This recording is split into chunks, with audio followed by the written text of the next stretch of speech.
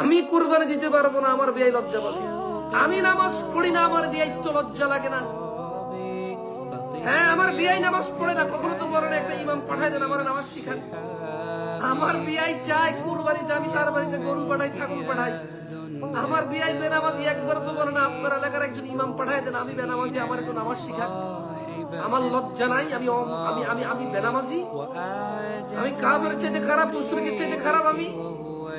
আমি লজ্জাহীন, নির্লজ্জ। আমার বাড়িতে একজন খতিব পাঠান, আমাকে কিছু নসিহা করুক।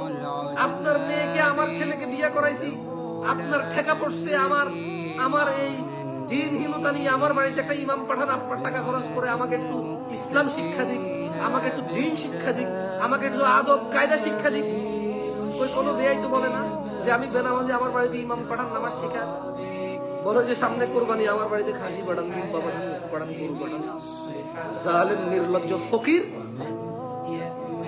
জালেম নির্লজ্জ ফকির, ভিক্ষুকের চাইতে খারাপ। ভিক্ষুক বলে যে আল্লাহর ওয়াস্তে কিছু দেন, অসহায়ত্ব নিয়ে চায়।